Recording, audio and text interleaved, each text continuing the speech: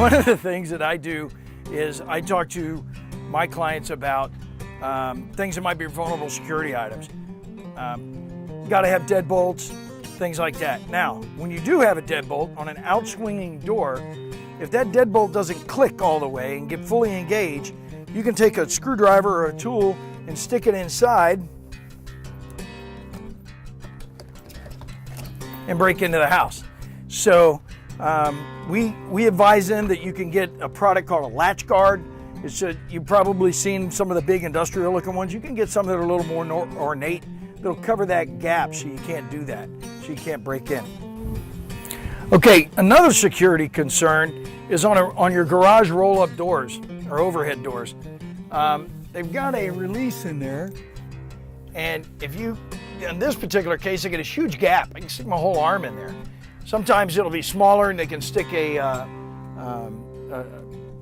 wire hanger or something like that they made a hook, and they can reach in there and grab the cable and pull the cable out.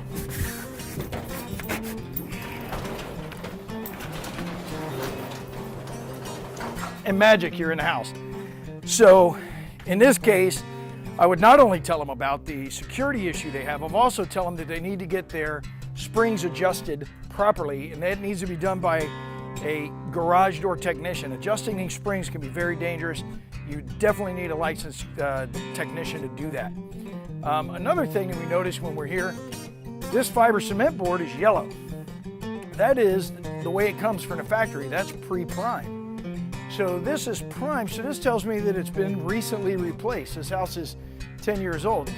So then you look at it, you got this flashing that sticks out a full inch past the fiber cement board.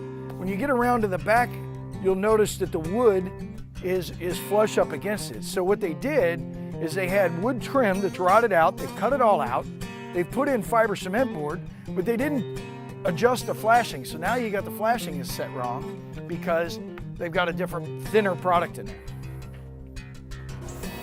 Okay, one of the things we noticed when we did the macro view of this house is you got these huge power lines behind us over here. Well, we got electric all over the place, sticking up out of the ground, stubbed out, and we were getting these odd readings on whether or not they were energized. Here I've got your standard voltage sniffer that we use a lot, we use all the time. You're out here in the yard, I got nothing. But watch this, it's very interesting. As you walk closer to the power lines, it starts to pick up the power, and as you get closer, it gets even bigger. So there are claims out there that people are sensitive to electromagnetic radiation, and the technical name for it is electromagnetic hypersensitivity. The jury's really out on whether or not it is a real medical concern, but it might be something that you would mention to your clients. Hey, you've got these big power lines.